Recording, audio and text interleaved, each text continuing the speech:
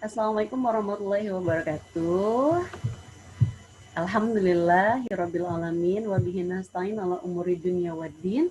Wassalatu wassalamu ala asrofil anbiya'i wal mursalin wa ala alihi wa sahbihi ajmain amma ba'du. Pada kesempatan kali ini saya akan meresume teori belajar dan motivasi belajar disampaikan oleh Dr. Sihabuddin Said MSI dalam workshop pelatihan keterampilan dasar teknik instruksional pekerti bagi dosen PT disampaikan oleh saya Suhada NPD.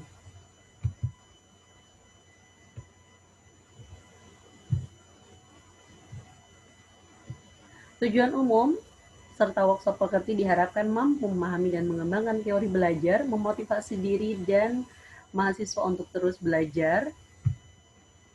Tujuan khususnya pembelajaran adalah menjelaskan implementasi teori belajar di perguruan tinggi, menjelaskan motivasi belajar di perguruan tinggi, menjelaskan tuntutan belajar di perguruan tinggi. Definisi teori secara umum adalah analisis hubungan antara fakta yang satu dengan fakta yang lain pada sekumpulan fakta-fakta yang disusun secara sistematis, logis, empiris, juga simbolis dalam menjelaskan suatu fenomena. Motivasi adalah sebuah dorongan, hasrat, ataupun minat yang begitu besar di dalam diri untuk mencapai suatu keinginan, cita-cita, dan tujuan tertentu. Adanya motivasi akan membuat individu berusaha sekuat tenaga untuk mencapai yang diinginkannya. Jadi, setiap individu itu pasti memiliki motivasi, dan motivasi itu berbeda-beda. Nah, kita dalam akademisi ini juga harus juga memiliki motivasi yang bagus supaya apa? Supaya apapun yang menjadi nilai atau tujuan kita tercapai tentu sesuai dengan keinginan yang kita inginkan. Teori belajar adalah teori yang pragmatik dan elektrik. Teori dengan sifat demikian ini hampir dipastikan tidak pernah mempunyai sifat ekstrim. Tidak ada teori belajar yang secara ekstrim memperhatikan aspek mahasiswa saja atau mementingkan aspek dosen saja atau kurikulum saja. Nah, teori belajar ini ada yang menjadi 5 aliran. Mazhab tingkah laku menekankan pada hasil dan proses belajar. Mazhab kognitif menekankan proses belajar. Mazhab humanistik menekankan isi apa yang dipelajari. Mazhab konstruktivistik, kemudian yang terakhir mazhab sibernetik menekankan pada sistem informasi yang dipelajari.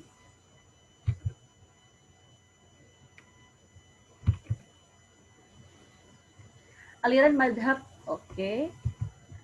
yang tadi, madhab tingkah laku menekankan pada hasil dari proses belajar. Aliran tingkah laku behaviorisme merupakan salah satu aliran yang mendeskripsikan bahwa belajar merupakan aktivitas yang dapat mengubah perilaku individu, dan perilaku tersebut dapat dipelajari dan diperjelas secara ilmiah sebagai respon terhadap stimulus yang diberikan. Nah, jadi merupakan salah satu aliran yang mendeskripsikan bahwa mengubah tingkah laku. Gitu ya, aliran tingkah laku itu yang merubah tingkah laku setiap siapapun yang memang menekankan pada hasil dari proses belajar itu sendiri.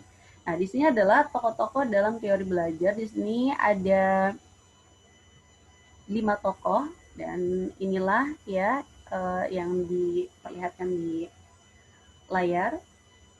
Kemudian kita next ya.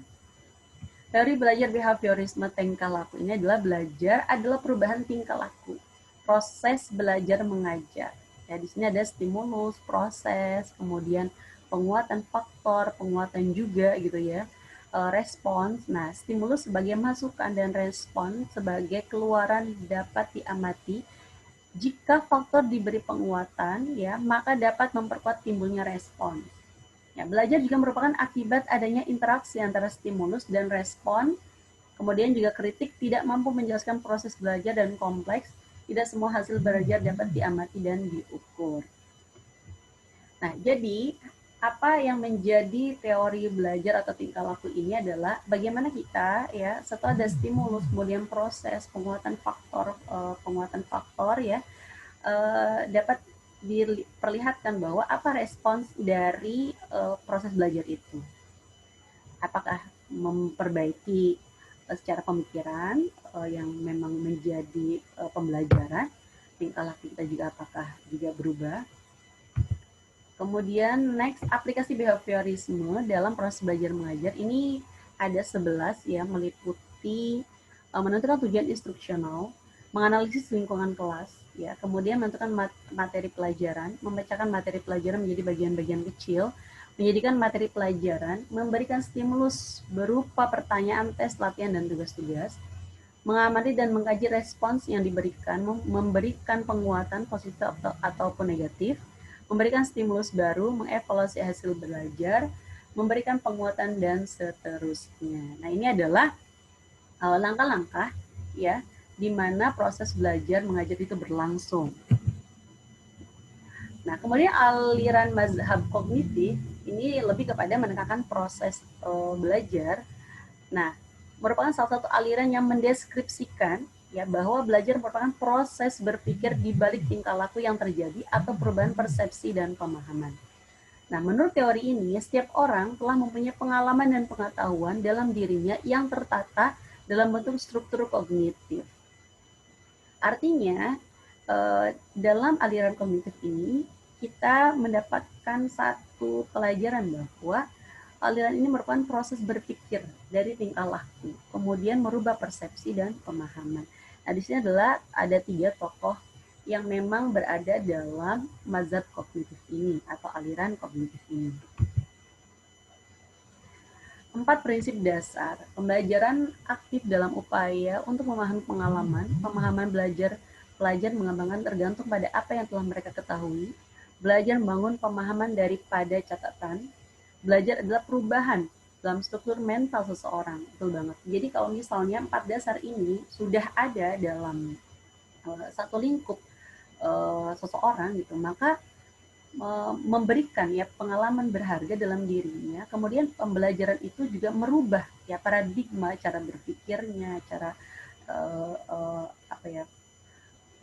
bertindaknya gitu. Dan kemudian teori belajar yang berkembang berdasarkan teori ini ialah teori perkembangan Piaget, teori kognitif Brunner, dan teori bermakna Ausubel. Next ya. Nah, ini JNP. Memandang individu memiliki struktur kognitif, skema atau jaringan konsep untuk memahami dan menanggapi gejala dalam berinteraksi dengan lingkungannya. Jadi setiap individu itu pasti memiliki struktur kognitif dan itu menjadikan dirinya ya mampu menjadikan dirinya itu mampu dalam menanggapi semua apa yang menjadi kejadian-kejadian yang ada di sekitarnya. Gitu. Next.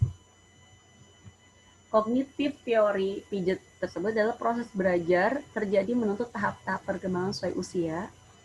Kemudian proses belajar terjadi melalui tahap-tahap asimilasi, akomodasi, akuilibrasi. Jadi lebih kepada penyusunan pengetahuan baru dengan struktur kognitif yang sudah ada, penyesuaian struktur kognitif mahasiswa dengan pengetahuan baru, penyeimbangan mental setelah terjadi proses asimilasi atau akomodasi.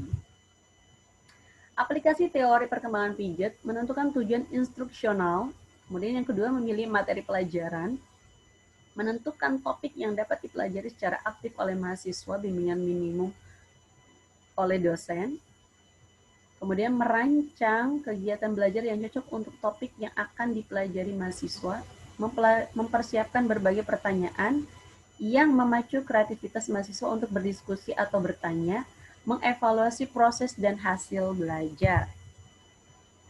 Ini adalah kognitif J.A. Brunner. Mahasiswa berinteraksi dengan lingkungan dengan jalan mengeksplor, memanipulasi objek, dan melakukan percobaan. Nah, ini adalah kognitif Brunner. Terjadinya proses belajar lebih ditentukan oleh cara kita mengatur materi pelajaran. Proses belajar menjadi melalui tahapan-tahapan enaktif, ekonik, dan simbolik. Simbolik ini adalah mahasiswa membuat abstraksi berupa teori, penafsiran, analisis terhadap realita yang telah diamati dan dialami. Ini adalah aplikasi teori kognitif Brunner. Ini menentukan tujuan-tujuan instruksional, memilih materi pelajaran, menentukan topik yang bisa dipelajari induktif oleh mahasiswa, mencari contoh tugas ilustrasi, mengatur topik-topik mulai dari yang paling konkret ke abstrak, dari yang sederhana ke kompleks, dari tahap enaktif, ikonik, simbolik. kemudian mengevaluasi proses dan hasil belajar. Ini adalah kognitif David Ausubel. Perkembangan kognitif mahasiswa melalui proses belajar yang bermakna akan efektif jika dosen mempergunakan peta konsep, demonstrasi, diagram, dan ilustrasi. Nah, ini adalah teori bermakna Ausubel, di mana proses belajar terjadi bila mahasiswa mampu mengasimilasikan pengetahuan yang dimilikinya dengan pengetahuan baru, memperhatikan stimulus yang diberikan, kemudian memahami makna stimulus, menyimpan dan menggunakan informasi yang sudah dipahami. Nah, ini adalah sebenarnya ada 3 tahapan konsep penting ya dalam Advanced Organizer. Ya, yang pertama adalah kerangka konseptual sebagai titik tolak proses belajar, kemudian penghubung antara ilmu yang baru dengan apa yang sudah dimiliki mahasiswa, yang terakhir adalah fasilitator yang mempermudah mahasiswa belajar. Ini adalah aplikasi teori bermakna Ausubel, menentukan tujuan instruksional, kemudian mengatur kesiapan mahasiswa, memiliki materi pelajaran dan mengatur. Ini hampir sama ya dengan teori yang sudah dijelaskan.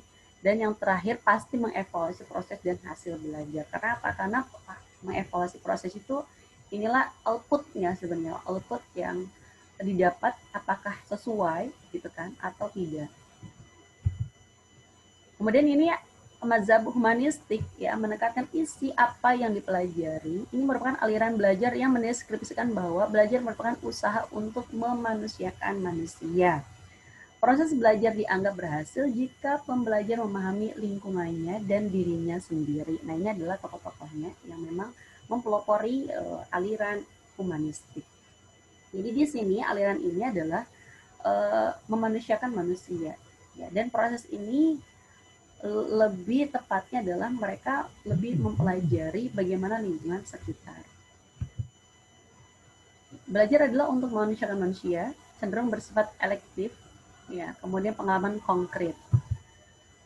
Kemudian teori Habermas, belajar teknik interaksi manusia dengan lingkungan, belajar praktis interaksi manusia dengan lingkungan dan dengan manusia, belajar emansipatoris, pemahaman terhadap perubahan kultur dan lingkungan. Ini adalah aplikasi teori belajar humanistik dalam proses BM. Dalam prakteknya cenderung mendorong mahasiswa untuk berpikir induktif, dari contoh ke konsep, dari konkret ke abstrak, dari khusus ke umum. Teori ini juga mementingkan faktor pengalaman. Kenapa? Karena melibatkan ya aktifnya mahasiswa di dalam proses BM. Ini adalah aplikasinya ada 6, aplikasi tahapan-tahapannya. Menentukan tujuan instruksional, kemudian menentukan materi pelajaran, mengidentifikasi topik-topik, terus mendesain wahana lingkungan untuk belajar, membimbing mahasiswa belajar secara aktif. Ini juga sudah ya membimbing mahasiswa memahami hakikat dan makna dari pengalaman belajar, kemudian membimbing mahasiswa membuat konseptualisasi pengalaman, membimbing mahasiswa sampai mereka mampu mengaplikasikan yang baru, kemudian mengevaluasi proses dan hasil belajar mahasiswa. Ini adalah aliran konstruktivistik, ya, merupakan aliran belajar yang mendeskripsikan bahwa belajar adalah proses di mana pembelajar ini secara aktif mengkonstruksikan atau membangun pengetahuan, gagasan atau konsep baru didasarkan atas pengetahuan awal yang telah dimiliki. Jadi memang aliran ini adalah bagaimana membangun setiap individu yang memang mempelajari hal itu dan kemudian memang dimaknai bahwa apa yang output yang didapat gitu, gagasan apa, konsep-konsep apa, ide-ide apa yang didapat gitu. Nah, ini adalah tokohnya. Nah, lebih kepada pembelajaran yang bersifat generatif ya, tindakan mencipta sesuatu makna dari apa yang dipelajari. Kemudian pelajar juga membina pengetahuan dirinya secara aktif dengan cara membandingkan informasi baru dengan pemahaman yang sudah ada. Kemudian ketidakseimbangan merupakan faktor motivasi pembelajar yang utama. Faktor ini berlaku apabila seorang pelajar menyadari gagasan-gagasan tidak konsisten atau sesuai dengan pengetahuan ilmiah. Bahan pengajaran yang disediakan perlu mempunyai berkaitan dengan pengalaman pelajar untuk menarik minat pelajar. Ini adalah aliran konstruktivistik ya. Ini juga adalah implikasi konstruktivisme dalam pembelajaran. Ini ada beberapa poin. Menyediakan pengalaman belajar dan menyediakan peserta didik dapat melakukan konstruksi pengetahuan. Kemudian pembelajaran dilaksanakan dengan mengaitkan kepada kehidupan nyata. Pembelajaran dilakukan dengan mengaitkan kepada kenyataan yang sesuai, kemudian memotivasi peserta didik untuk aktif dalam pembelajaran. Kemudian pembelajaran dilaksanakan dengan menyesuaikan kepada kehidupan sosial peserta didik. Pembelajaran menggunakan berbagai sarana, kemudian juga melibatkan peringkat emosional peserta didik dalam mengkonstruksi pengetahuan peserta didik. Ini aliran sibernetik, ini lebih kepada menekankan pada sistem informasi yang dipelajari. Belajar adalah pengolahan informasi. Sistem informasi menentukan terjadinya proses belajar. Kemudian di sini ada pendekatan belajar, ya, menuntut mahasiswa berpikir sistematis. Pendekatan heuristik itu mahasiswa berpikir divergent, menyebar ke berbagai target sekaligus memahami suatu konsep yang penuh arti ganda dan penafsiran. Nah, kemudian juga tipe Wallis cenderung mempelajari sesuatu dari tahap yang paling umum ke tahap yang paling khusus. Kemudian tipe serialis cenderung berpikir secara algoritmik, ya. Next.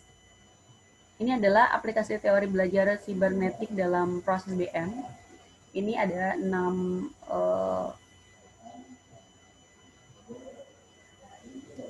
poin, ya, menentukan tujuan instruksional, kemudian menentukan materi pelajaran, mengkaji, menentukan, menyusun, menyajikan. Ini adalah teori belajar dan penerapannya. Ini teori belajar itu masuk kepada teori instruksional, kemudian instruksional juga masuk kepada penerapan dalam PBM, dan ini adalah teori belajar itu deskripsi asumsi dasar, pengertian belajar, tujuan belajar, dan kritik. Kemudian teori instruksional itu menentukan, ya, pengaruhnya apa, kemudian terapannya apa, dan model-modelnya. Kemudian di sini tergantung pada kenyataan pengaruh teori belajar, kemudian keterampilan mengajar, kemudian langkah rinci PBM. Ini adalah prinsip pembelajaran, ya, secara teoritis psikologis. Ini ada faktor kognitif, faktor efektif, ya, kognitif itu di mana menggambarkan bagaimana peserta didik berpikir. Kemudian faktor efektif itu menggambarkan bagaimana keyakinan, emosi, dan motivasi mempengaruhi cara seseorang untuk menerima situasi pembelajaran. Kemudian ini faktor perkembangan yang menggambarkan bahwa kondisi fisik, ya, intelektual. Kemudian faktor pribadi dan sosial ini lebih kepada menggambarkan bagaimana orang lain berperan dalam proses pembelajaran dan cara-cara orang belajar. Kemudian faktor kepribadian individu yang mana menggambarkan latar belakang individu yang unik, ya, berbeda, gender, kemudian juga budaya dan kapasitas masing-masing berpengaruh dalam proses pembelajaran di masyarakat. Ini adalah faktor metakognitif dan kognitif. Ini dasar proses untuk mencapai tujuan yang bermakna secara pribadi. Kemudian yang kedua membentuk pengetahuan, yang ketiga pemikiran tingkat tinggi. Nah, ini adalah faktornya. Kemudian faktor efektif itu pengaruh motivasi dalam pembelajaran, memotivasi intrinsik untuk belajar, kemudian karakteristik tugas-tugas pembelajaran yang dapat meningkatkan motivasi. Nah, ini adalah faktor perkembangan, di mana kendala dalam peluang perkembangan itu. Kemudian faktor personal dan sosial, ini dibahas dalam keberagaman sosial dan budaya. Tentu saja Indonesia ini sangat beragam sekali dan budayanya sangat banyak sekali. Dan ini menjadi faktor personal dan sosial. Kemudian hubungan individu yang satu dengan yang lain, sehingga mereka dapat saling mengetahui potensi, menghargai bakat, ya, yang terdapat pada individu masing-masing. Perbedaan individu dan masyarakat di sini dijelaskan bahwa perbedaan individu dalam pembelajaran, kemudian filter kognitif, keyakinan personal. Ini adalah kesimpulan pertama, bab pertama, teori belajar berakar pada psikologi, pendidikan, komunikasi, dan bidang kajian lainnya. Kemudian dalam pendidikan melibatkan ilmu psikologi, komunikasi, sosial, filsafat, dan ilmu-ilmu lainnya. Tidak ada satupun jenis cara belajar yang ideal untuk segala situasi, karena semuanya pasti akan melihat ya bagaimana kondisi dan situasi. Kemudian adalah motivasi belajar di perguruan tinggi. Nah, ini yang sangat menarik ya, bahwa pengertian dari mover itu adalah menggerakkan. Nah, kondisinya adalah menimbulkan perilaku, mengarahkan, kemudian mempertahankan insentitas perilaku itu sendiri. Nah, motivasi itu apa sih? Motivasi adalah kekuatan, energi seseorang yang dapat menimbulkan tingkat persistensi, kemudian antusiasmenya dalam melaksanakan suatu kegiatan, baik yang bersumber dari dalam diri individu itu sendiri, ya, maupun dari luar. Jadi motivasi itu bisa kita dapatkan, bisa dalam diri kita sendiri ataupun dari luar. Dari luar itu dari diri sendiri, kita bisa menciptakan ya motivasi itu dalam diri kita sendiri dan melihat role model kita tuh siapa gitu kan. Kemudian kalau dilihat dari luar individu itu berarti kita mengacu pada role model kita. Role model itu kita itu siapa yang membuat diri kita tetap termotivasi tentunya gitu kan, untuk terus juga belajar bagaimana mendapatkan ilmu yang terbaik tentunya. Dan seberapa kuat motivasi yang dimiliki oleh kita atau individu akan banyak menentukan terhadap kualitas perilaku, itu penting banget, adab ya, dan konteks belajar, bekerja maupun dalam kehidupan lainnya. Jadi kalau kita termotivasi, kemudian motivasi itu kuat dalam diri kita, insya Allah sebesar apapun ya, ketika kita tidak memaknai itu adalah satu hal yang mustahil, maka kata Allah mudah, insya Allah akan mudah. Nah, ini adalah analisis hasil kerja yang rendah ya. Prestasi belajar rendah itu bisa ada 4 poin ini ya: belum menguasai pengetahuan, sifat atau struktur tugas yang sulit, konsekuensi negatif, jarang berlatih. Nah, ini adalah teori motivasi ya.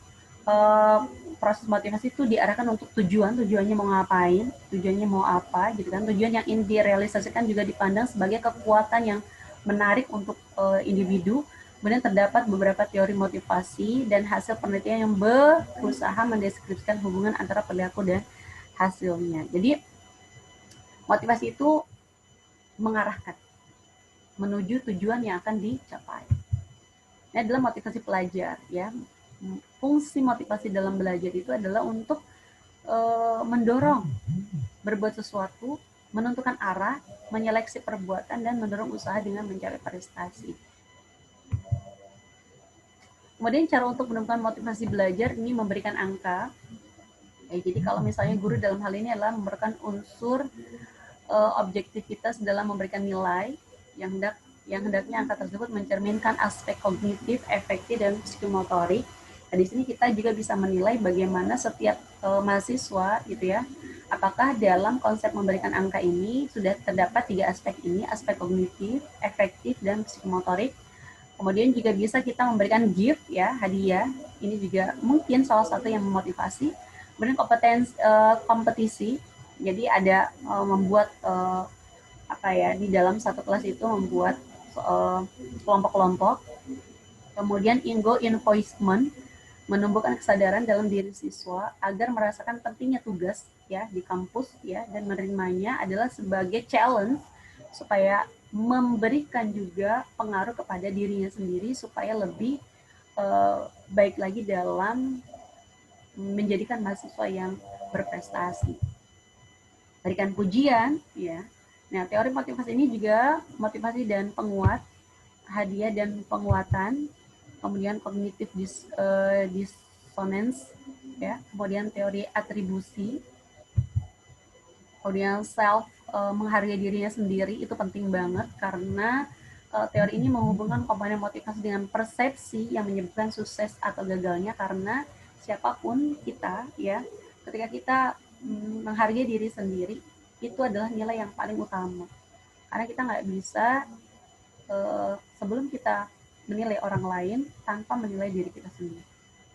Begitupun sebaliknya, ketika kita tidak menghargai, ketika kita akan menghargai orang lain, tapi kita belum menghargai diri kita sendiri, itu belum dikatakan menjadi pribadi yang bisa memotivasi dirinya, karena belum bisa menilai dirinya sendiri.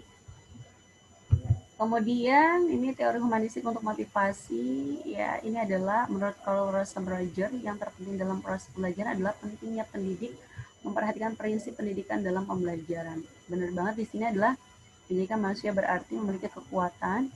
Peserta didik akan mempelajari hal-hal yang bermakna bagi dirinya. Pengorganisasian bahan pembelajaran berarti mengorganisasikan bahan dan ide. Kemudian belajar yang bermakna dalam masyarakat modern berarti belajar tentang proses. Ini adalah menurut teori Maslow, orang dimotivasi oleh kebutuhan atau ketegangan diciptakan oleh kebutuhan untuk bergerak menuju tujuan di mana mereka percaya akan membantu memenuhi kebutuhan itu. Jadi ketika kita ya need, butuh ya, maka seberapapun ya kekuatan yang menghalangi kita akan kita bisa terobos gitu. Karena apa? Karena diri kita sudah betul-betul termotivasi dengan baik. Kemudian motivasi berprestasi, ada beberapa orang yang berambisi dan bekerja keras untuk mencapai sukses. Ya, ada sebagian orang yang memang ketika kita sukses itu berarti ada ambisi dalam dirinya, tapi ambisi yang positif. Ya, jadi setiap orang yang akan mencapai kesuksesannya pasti dia punya ambisi untuk masa depan. Itu sudah jelas. Karena ketika ambisi itu bisa dikontrol, apapun yang akan menjadi tujuan kita, insya Allah akan dicapai dan insya Allah akan tercapai. Ini adalah ARCS model, attention, relevance, confidence, dan satisfaction ya. Ini attention itu baru, aneh, kontradiktif, kompleks. Nah, ini adalah strategi untuk merangsang minat dan perhatian mahasiswa ya, menggunakan metode instruksional yang bervariasi. Kemudian gunakan variasi media, gunakan juga humor dalam presentasi, artinya tidak monoton gitu ya, tidak juga membuat mahasiswa itu tegang gitu. Jadi ada pembahasan-pembahasan yang memang meringankan gitu kan, bahasa ringan. Gunakan juga prestasi nyata sebagai contoh untuk memperjelas konsep. Kemudian teknik bertanya. Kenapa teknik bertanya itu dimunculkan? Karena pembiasaan itu diawali dari di mana dia mendapatkan ilmu. Jadi kalau habit itu sudah terbiasa, maka ketika sudah keluar dari zonanya gitu kan, zona amannya, maka mereka bisa hidup di lingkungan yang baru. Ini adalah hubungan antara materi kuliah dengan kebutuhan dan kondisi mahasiswa. Ini motif pribadi, ya, kemudian untuk berprestasi, motif instrumental, keberhasilan dalam suatu tugas adalah langkah untuk mencapai keberhasilan lebih lanjut.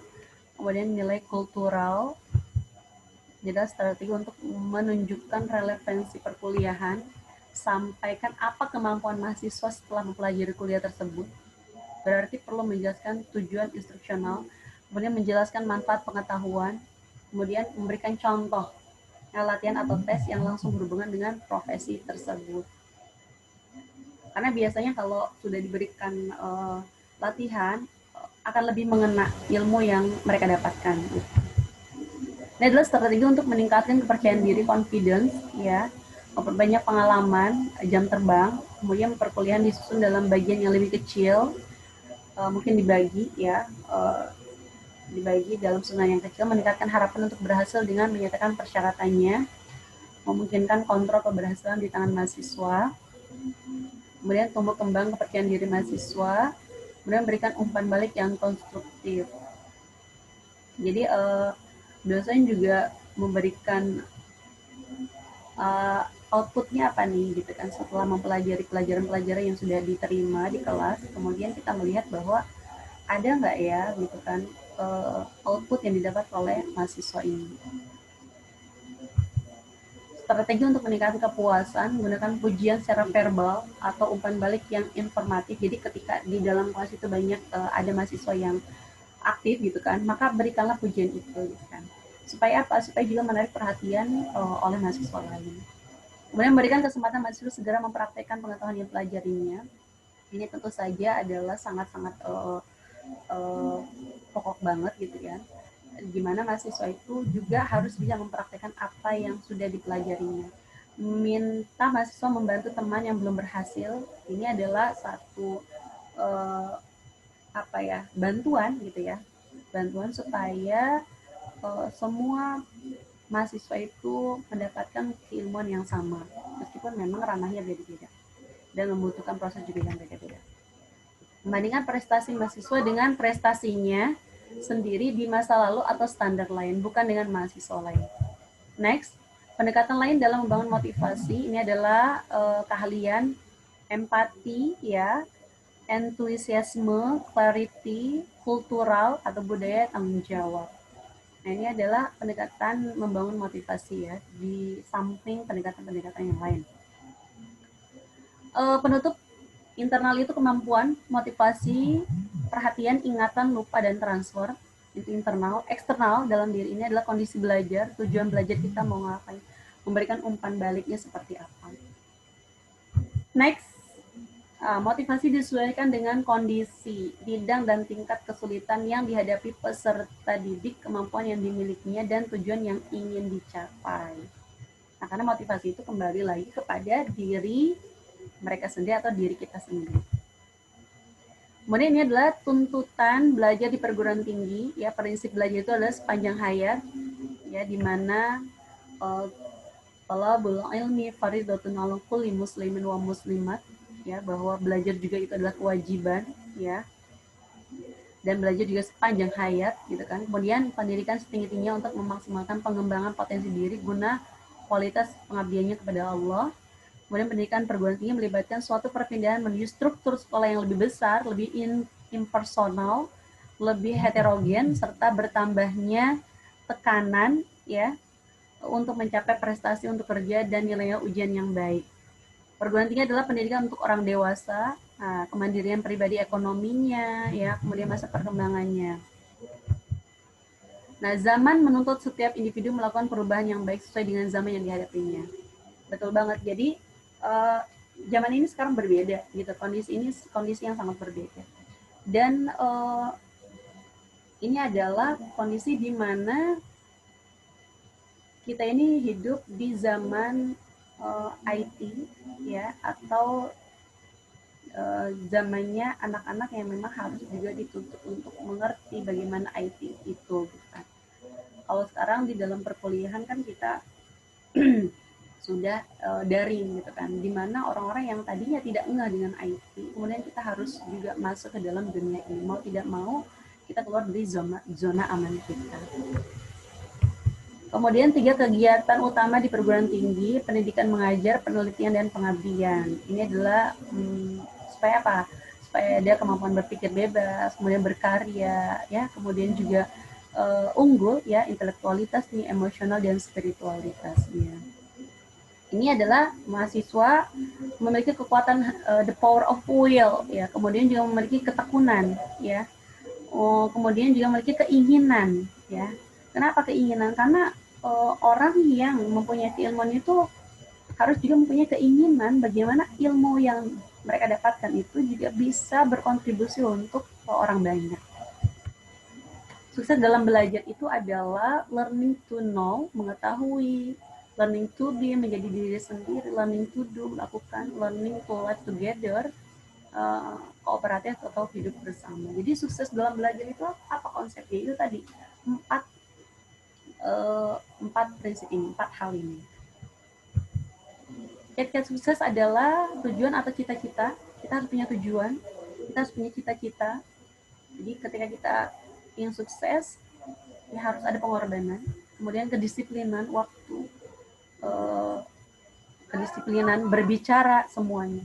Terus kemudian konsistensi, pengetahuan, keyakinan, tindakan, sehat jasmani dan rohani. Nah, ini adalah pendidikan sepanjang hayat untuk terus mengembangkan kematangan diri dan memaksimalkan pengabdian kepada Allah. Kemudian evaluasinya adalah sebagai dosen pembimbing akademik, ya.